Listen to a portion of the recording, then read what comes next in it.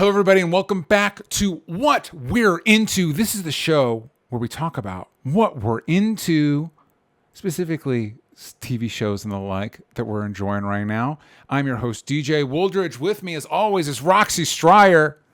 Yeah, Hey, DJ, I'm Roxy. watching so much stuff right now. We're watching so many things, but listen, gang, this is going to be a tighter episode because we also recorded our 400th celebration episode at the same time, which should be, if you're watching live, we just did it.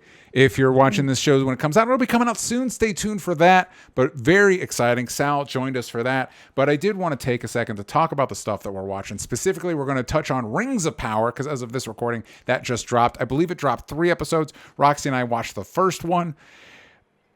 More on that later. But as always, we do like to read comments from our YouTube and our Spotify. So this is coming off of our Star Wars episode, Roxy, and you'll be shocked to learn a lot of the comments are not ones that I would pull from this episode.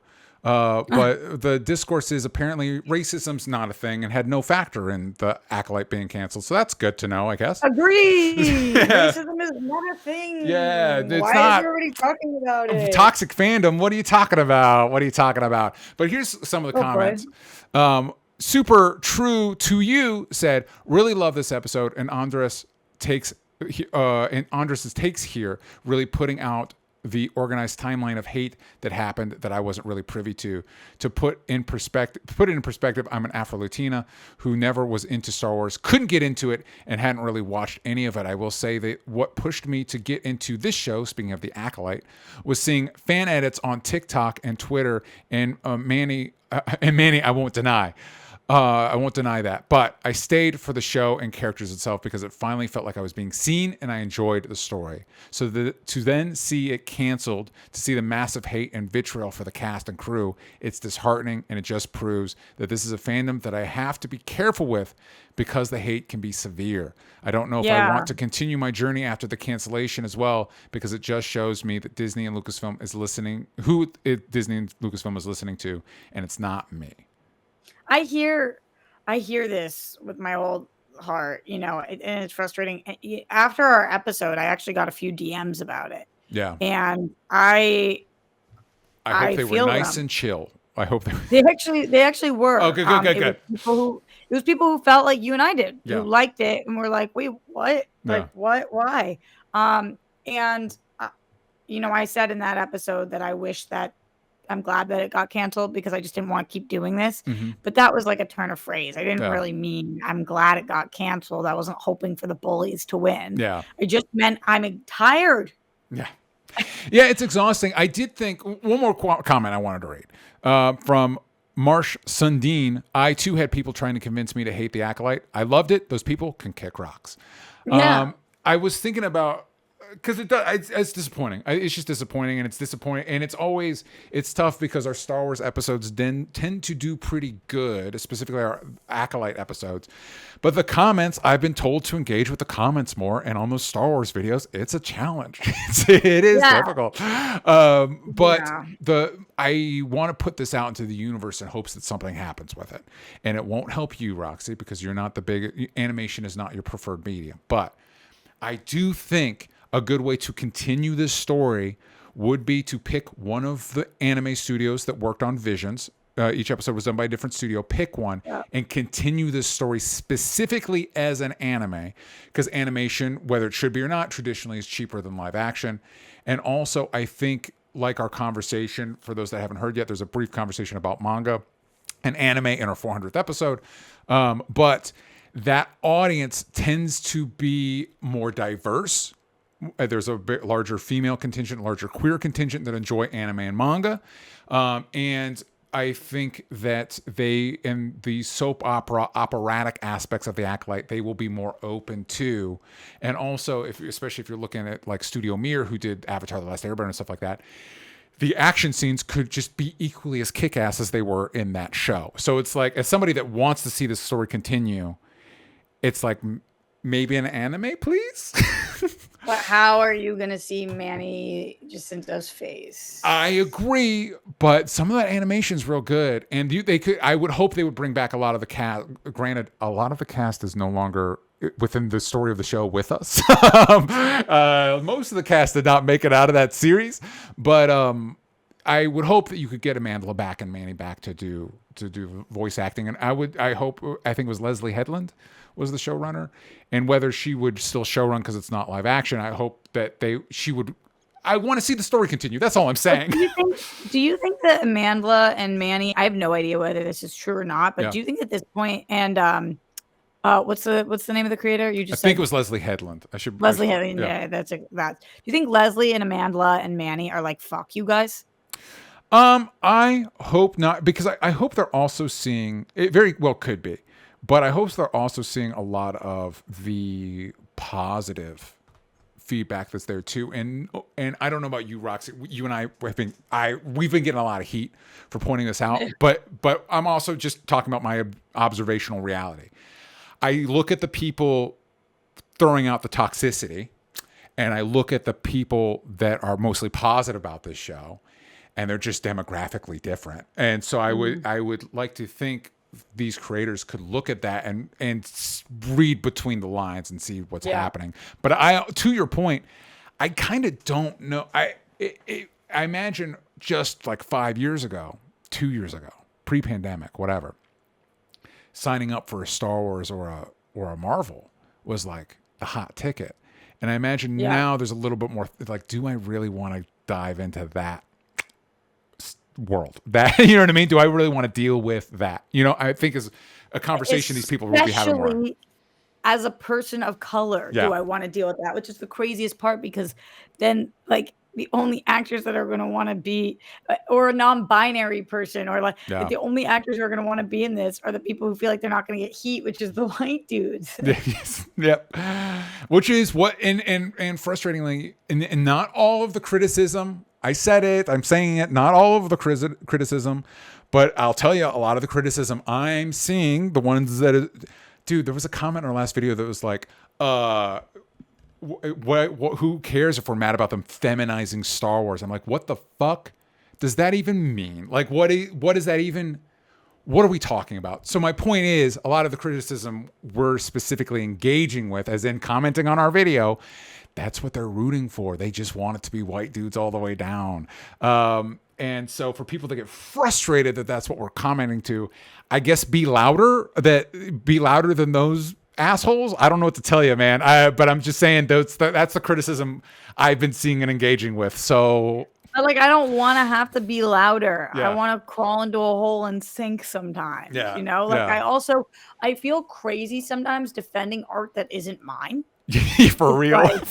Especially this is a Star Wars. It's a Disney product. Why am I having to sweat to defend a Disney product? That's what I'm saying. So it's like, I don't really want to. I don't really want to be like, everybody, here's my soapbox. Listen to me why The Acolyte is actually a good show. Yeah. And then I'm just like, I didn't make it. Yeah. I didn't write it. I didn't star in it. I don't know anybody in it. These are not my friends. Mm-hmm. This is a Disney. They're okay. This isn't going to tank a little indie company.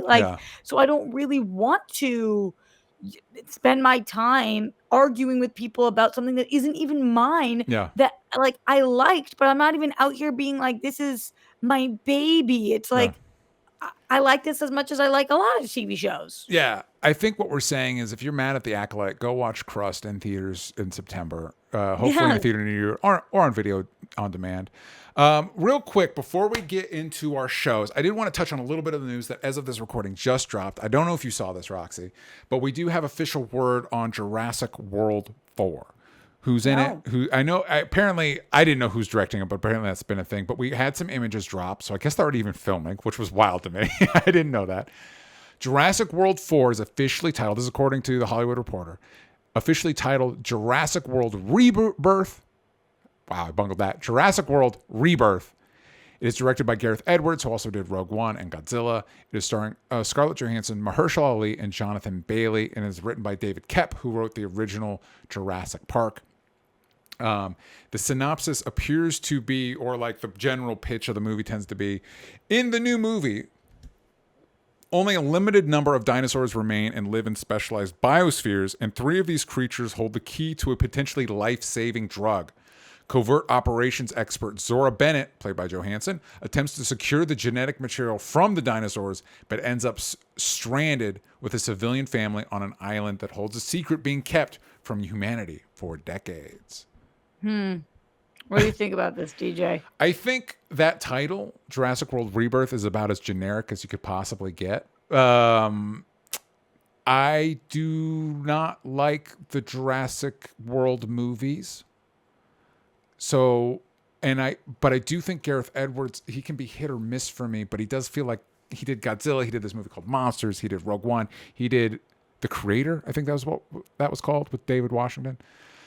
And I think he's a good fit for Jurassic Park. That pitch doesn't sound like the worst, although it does feel like we're walking back the most exciting thing from the previous movie, which is now dinosaurs are just out and around. You know what I mean? But I wouldn't even say I'm cautiously optimistic. I'm like, we'll see. I'll wait for a trailer. We'll see. What about you, Roxy? So I didn't know this was happening or coming at all in any way, shape, or form. Didn't know a single person that was in this. I love ScarJo. Yeah. I love Jonathan Bailey, and I love Mahershala Ali. Yeah. So that bodes pretty well for me in terms of at least enjoying myself. Yeah. Sometimes having 3 actors in something that you love allows for a little leniency for scripts, because I actually really liked the Jurassic World movies, and until I kind of like couldn't stand watching Chris Pratt. Yeah.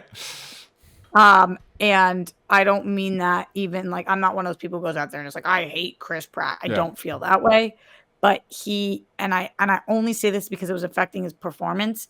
He like changed his face. It was hard to read his facial expressions during the last one. He was not moving like he used to, in terms of like, it didn't seem like the Chris Pratt that I fell in love with in Parks and Rec. And obviously people change, but like, I think a big part of the pushback on Chris Pratt comes from him being miscast in these Jurassic World movies. Miscast, right. So like, it just didn't work for me. He doesn't work for me in these movies. Yeah. I can't imagine a world in which ScarJo, Jonathan Bailey, and Mahershala Ali don't work for me. Yeah. So, I mean, I guess there's a world, but let's hope not. Yeah. Let's not find out. Let's not find it. Also, all 3 super, super hot. And I think that's really vital for these movies. I'm not even fucking with you, DJ. Like, dinosaurs, hot outside, exploring, sexy people. Sexy people works well for me in this franchise.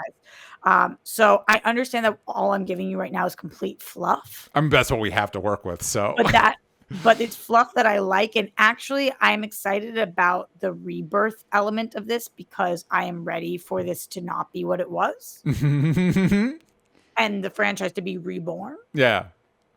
So that was like, actually like the title. You know what? Because I think this pertains to what stuff I'm going to mention later. I know we live in an age of IP and franchises. I don't know that every brand lends itself to that. And I think I don't know that Jurassic Park, I know that there's 6 movies with a 7th on the way. This would be the 7th, I believe. But I don't know that Jurassic Park lends itself as a franchise. Okay, but let's pause there, because I hear you. Yeah. It's trying to be Planet of the Apes, right? Like, Planet of the Apes has so many movies in there. A lot of them are really successful.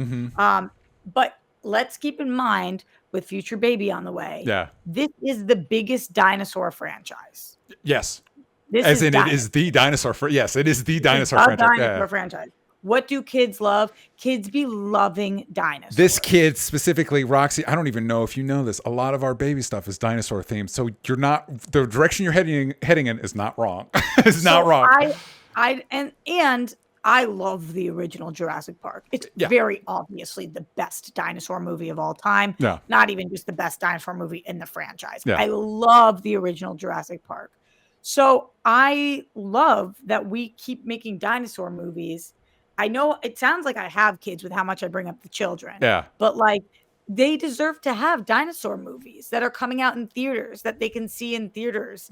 And it's like, oh my God, that's a movie with some great actors with the big three in place, like we had our big three in place. And there's cool looking dinosaurs and it's fun stories. So to me, I feel like we could have a dinosaur movie every other year for the rest of our lives. And that would work for me because they're not all for me. Yeah. To your point. They go after us, which is the weird part. So like, know your audience. If we're going to just keep doing this, who are you for? I think that's important. To your point. Yeah, I like dinosaurs, so yeah, I'm probably gonna watch this. I'm probably gonna, if the dinosaurs are cool, and they're like, we need to go after these 3 big ones because I'm thinking like that could be cool, man. I don't know. Mike Joyce says, calling it now, the secret is dino-human hybrids. Please no, please not that. I'm watching Time Bandits, which is only relevant to this right now because there's dinosaur stuff going on. Cool. And I was so excited to see dinosaurs, and I felt like a little kid. Like I like dinosaurs. Dinosaurs be cool. And there's an episode where the dinosaur sneaks out of its time period and comes with them. Classic. And it ends up, and people think it's a dragon and they're like, slay the dragon. But it's really a dinosaur. And I'm like, dinosaurs are the closest thing we have to real life fantasy, which is why I love dinosaurs. Yes. Because that shit was real, but you a dragon, bro. Yeah. How are you not a dragon? You are a fucking dragon. You are a mythical creature, even though you were real. So that's so dope. Yeah. I've always thought a good direction to take the Jurassic Park stuff would be, what if they also cloned Ice Age animals? And so we got a saber-tooth tiger versus T-Rex. Like, I feel like that's an easy layup. That's cool. You know what I mean? So cool. That's so cool. And there's so many stories we can tell with dinosaurs because it's always like, and we feel for the dinosaurs. Yes. That's very important in Jurassic Park. You got to feel for the dinosaurs. Dude, Jurassic Park does a lot of things perfectly. And one of the things it does very smart, and it's something you've got to do in pretty much most fiction where you have an anti-hero, big in stuff like Breaking Bad, The Sopranos, The Shield, the what have yous.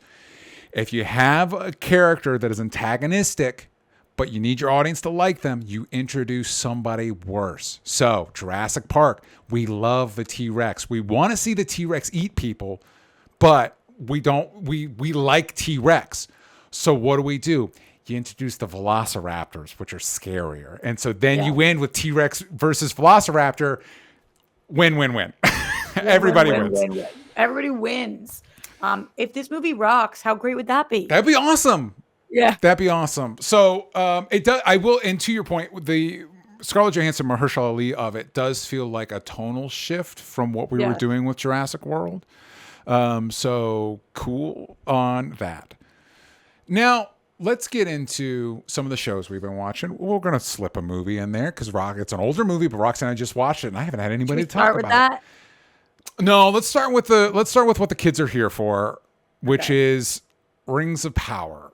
We got our first season 2, episode 1. Again, I think it was episode 1, 2, and 3. Roxy and I, because that show drops right before we record, Roxy and I just watched just episode 1. I'm right on IMDb, and there's an ad for a Rosemary's Baby prequel, and that bums me out. It's just like, can't we just let some things go, man? Can't we just let some things go? That is wild. I don't understand, but okay. I have to tell you something about my watching experience. For this. Please, and thank you. You are going to be like, what the fuck? Yeah. And in all fairness to this show, it looks really good. It does. And I'm coming in season 2 having seen the pilot and none of the rest of season 1. Which would be bad, except as somebody that watched all of season 1, I was like, wait, where are we? What's happening? Okay, so here's what I had to do. So I started by watching on my 60-inch TV. Yeah. I understood so little that I had to switch to watching on my phone so the actors would appear underneath. Yeah. Because you know how Amazon does that? Yeah. So that the actors would appear underneath so I could see the character names because I couldn't fucking tell any of them apart. Yeah. And I couldn't tell who was talking and I couldn't tell what was going on. So I literally stopped watching on my big screen. I watched the entire fucking episode on this thing so I could be looking at who is that and then trying to Google who that person is in this world because I did not know half of these characters. I didn't know what their correlation was. is Sauron now a good guy? Because it felt like that he was a good dude, and I was like, wait, I'm so lost and confused. Wait, you had trouble telling apart King Gil-galad from Waldreg and Diarmid? Yes, I did. Celebrimbor? Yes, what about Celebrimbor? Were you not excited to see Celebrimbor? And then I was like, wait, oh my God, what is happening? So I don't know if that's the show's fault because I don't know what's happening here. Yeah. But I also do not remember Lord of the Rings. This is a huge blind spot for me. I'm going to have to rewatch all these movies because I don't remember one character, one thing, anything, period. I don't know this franchise. It looked pretty. Okay, so for me, the one thing I wanted to point out is Ben Daniels plays from the episode when Elrond goes to take the rings to the oldest elf. The gentleman that plays the oldest elf is Ben Daniels, who was also in Interview with a Vampire. He played Santiago in the second season. The show. Movie. Yeah. Okay. Yeah. And I know your issues with the movie. In the show, he played Santiago in the show. That actor fucking rules. He's great. And that was it was like when he showed up, I'm like, dope. That's sick. You get that paycheck, dude. Awesome. Sure. Okay. Here's my thing.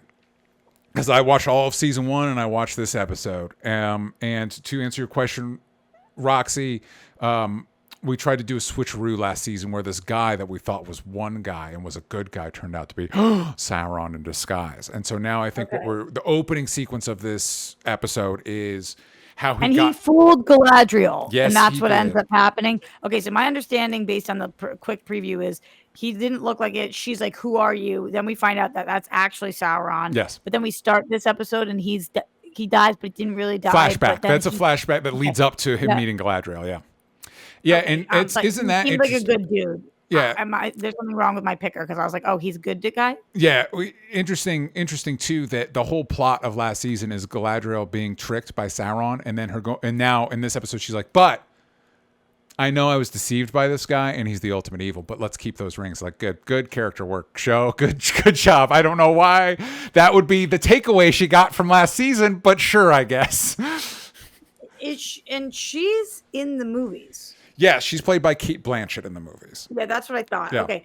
When she puts the ring on, spoilers, when she puts the ring on at the end, and I was just like, huh, that's a choice. Yeah. And also that long shot of them all holding the rings. Here's my issue with this show. This show to me, and I know a lot of people have put a lot of hard work and time into it. Like Roxy said, it's beautiful. To me, this show feels like a parody of itself. Like, the Lord of the Rings movie did such a good job making it not feel silly, even though Lord of the Rings is the groundwork for most of our high fantasy. And I count myself as a high fantasy fan. I like Lord of the Rings. I like Game of Thrones. I even like the Dungeons & Dragons movie that came out a few years ago. I tend to like this stuff. But because this show is so grimly serious about everything, it just comes off to me as incredibly silly and up its own butt. And I think part of my issue is, to connect it back to Jurassic World, I really felt this watching this episode. I don't think some things are meant to be franchises. And I think Lord of the Rings was written by a specific man during a specific time. And Peter Jackson was able to capture that excellently in those movies. And I think that's good enough. Like, I just don't think, do I want Sauron's tragic backstory? Not really. It kind of makes, he is a symbol of evil. Like, he's not a dude. Like, he's not a character. That's not his function. You compare this to something. Don't you like him in the show? Like, I feel like the show's trying to convince me to like him. I think the show's trying to convince you to make him a character, and it's like, but that's not what Sauron is. He's just supposed to represent evil. To compare it to something like Star Wars, which early on in that life cycle, George Lucas negotiated it to where he would have the merchandising rights for Star Wars. Star Wars was always meant to be this thing that it's become. We can discuss how well it is, how successful it is as an overarching franchise, but it was always designed to be this thing. You know what I mean? I don't think Lord of the Rings is built for that. And trying to make it a show like this doesn't work, in my opinion. Do you feel that at all? Does that, like... in some ways I hear you. However, I do always think that a show about elves and all the other things that are in this. Orcs, dwarves, all that. Yeah. Well, yeah. Magic. Always can have sequels, prequel, because you're in a fantasy world. So there's always different stories to be told. And there's so many fucking characters. Yeah. I wish we went smaller, not bigger. Like, I wish we took from the movies and we were like, what one character would be awesome to follow on a little journey? Yeah. Because this is so massive. Yeah. That they have really eliminated a lot of their potential audience. Because you have to have so much fucking knowledge to watch this show. I want you watch the pilot so you know they try to open with one of those monologues like the first Lord of the Rings movie opens with, and they're pulling a lot from the appendices and the Silmarillion, which are ancillary notes. These are JRR Tolkien's notes, not even books he wrote, just his notes on this stuff, which was meant to inform the main story. That's part of my issue. All this exists just to inform the main story. I don't know that it's meant to be. It's a story on its own. But when they do that opening monologue in the pilot, it's like, I've even read the Silmarillion, and I'm kind of fucking lost. It's just too much, guys. Like, to your point, it's like, this is too much. Yeah. So I don't know about this specific show. I do think that there's merit to Lord of the Rings having shows. Yeah. It's a whole world. So, yeah. Are you going to keep watching Rings of Power? I really don't think so. Here's the only world in which I do. I need to rewatch the Lord of the Rings movies. Yeah. Those are good. Before I do anything. Yeah. I don't know one character from Lord of the Rings. Yeah. Legolas. Yeah. That's the one person I can name. You did it. That's it. I don't even remember who the big bad is. I don't remember what the rings are about. I don't remember where we go. I don't remember Frodo. I've heard of him. That's my extent of knowledge. I don't remember one thing. So if I do that, if I rewatch those and I'm feeling the itch, then I guess maybe I'll dive into this. That's another thing with the rings. Like the ring in the movies, in the books, the original Lord of the Rings has a very specific purpose. And they're talking about this, like, these 3 rings will save the elves. How? In what way? Maybe what? But you know who loves this? Rachel Cushing, a friend of the of our sphere. Yeah. Yeah.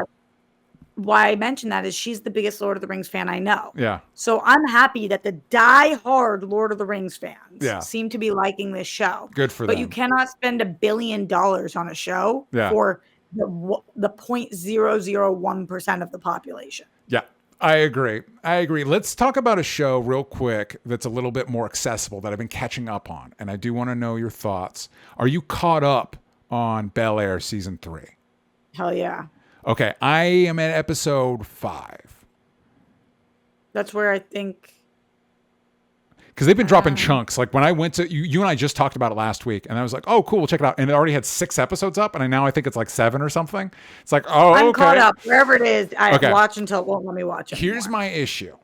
I like what we did with Phil and Aunt Viv, because this show loves to flirt with them cheating, and it's like that... kind of breaks the show if you do that. That's not what this show is. So I think we navigated that well so far where I'm at, because they just had their anniversary and they resolved it. And there, I don't know if have they gone on vacation or no? No. Okay, I'm curious what you think about that. We just did the anniversary. Here's my one issue. I think a big plot point in this season is Will and Carlton are doing a business together. Great idea, dramatically. Black Cess is stupid. And I wish somebody in the show would point out that it's stupid.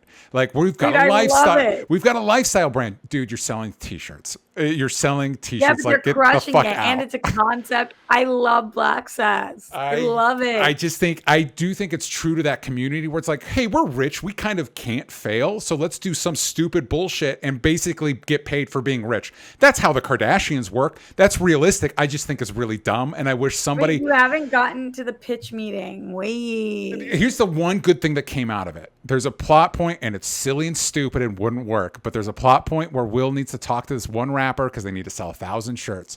And the one cool thing about that is the rapper's played by Gata from Dave. And that was great. Like, because they're talking about him the whole episode. I'm like, is this a real rapper? And then he shows up. I'm like, that's Gata. Oh my God. I knew I watched it before you, and I didn't want to text and give it away, but I was so excited for you to see when it was Gata. Yeah. Like, yes, that's great. Gata. I think what I'm missing is I need Will used to be this. I need a window from outside of the BEL-AIR world, and sometimes it's jazz, but not. I need somebody to kind of call these characters on their shit a little bit. My favorite character is still Hillary. Yeah. Who is really flawed this season. But I'm liking watching this storyline with her. I actually like all the characters. I like every single character on this fucking show. Yeah. That's the truth. I like every character. I'm so into this. I think it's excellent. I love it. I'm excited to see more. We are watching it. Last thing. No, we normally talk about TV, but Roxy texted me stuff that she was into this week and stuff she watched. And one of those things was I think it's a 2004 film, Freddy versus Jason. And because I've been watching the Nightmare on Elm Street movies, I also just watched it. So I just watched all of the Friday movies and all of the Nightmare movies. Perfect. Which culminate in this moment. Yes. So that was so wonderful. Like, this is such an ultimate amazing moment in cinema to me. 2003, excuse me. This movie came out in 2003. So I haven't seen the Fridays. We just were watching the Elm Street movies. And so, and I was looking at people's rankings, and this is usually pretty low. So I'm like, but the completionist in me. This is the last time Robert Englund played Freddy. We need to watch it. And I'm so glad we did, because this movie is dumb as a sack of rocks, but it's so much fun. Like, it's just a real blast. Totally. And doesn't make sense in like terms of the timelines or continuity. You have to throw everything out of the window to watch two major horror icons just duke it out. Yeah. Oh my God. I'm so excited about this. Like, I love that in this community, this is like their Avenger. Like, this is the moment. This is huge. So fun. Are you team? So you don't know which team you are because you've only seen one half. Well, they do a good job. Here's the thing. The movie is dumb as shit, but they do some maneuvers that are actually pretty clever. And one, the reason Freddy gets Jason on board is not the worst setup for this type of movie. It's like, actually, that's pretty effective. People have stopped being afraid because I guess they treat Freddy like a plague. So as long as you don't mention him, people don't dream about him, and it's fine. So, but if Jason starts killing people, they're going to think it's me, and I'll be back in business, baby. That's not the worst setup. The other thing is, because comparatively, Jason murders teenagers, but he does have a tragic backstory compared to Freddy, who is a child murderer. So in this, like we mentioned before, if you're trying to get somebody to root for somebody, you introduce somebody worse. It's hard to be worse than Freddy. And the smart thing they do in this movie, because plot-wise, we kind of need you rooting for Jason at the end. So because Jason's pulled into the dream world, this is an opportunity right before the end to remind you, tragic backstory. I know he's been murdering asshole teenagers this whole movie, but remember, tragic backstory. So by the end, you're like, I'm rooting for Jason because he's not a child murderer. Yes, completely. Yeah, this slaps because as long as you're not like, well, actually, then it slaps. Yeah. Like if you don't like this movie, you're thinking too much. You're going too deep. Well, and if you think about it, like 4 years from now, we're going to get Iron Man and the Dark Knight. And so when you think about that, you're like, I can see why when this movie came out, it would be incredibly dated then. But having watched all of the Elm Street movies in a row, this isn't the worst one of those. This isn't the worst Elm Street movie. And I do love that the instinct was, wait, we have these iconic horror slashers in a movie together. Let's have them fight like superheroes. Great. Love it. Who gives a shit? Let's have them punch each other. Fuck it. Loved it. It was a blast. I'm glad you had fun with it. I'll watch the Friday movies at some point. Well, gang, listen, I want to thank everybody that joined us. I should mention that this is the last time I'm recording pre-baby. We're going to go on hiatus in September. There will be stuff coming out. There will be there will be episodes of this show. There will be episodes of Mutant Academy that will be dropping out over the channel. Stay tuned for those. There will be stuff on the Patreon, new episodes of Spider-Versity. I pre-recorded stuff. There will be stuff. But if you're watching live, we're going to go on a brief hiatus. We should be back in October. I want to thank everybody again for their support. We've done 400 plus episodes of the show, not counting all the Patreon stuff, and we couldn't do any of that without you. Roxy, before we go, remind the kids where they can find what you're working on. Everywhere at Roxy Stryer. You can find me at DJ Talks Trash. You can follow this show everywhere that matters at Only Stupid Answers, but on Twitter/X. Yank out the vowels from stupid. And we will see you all next time.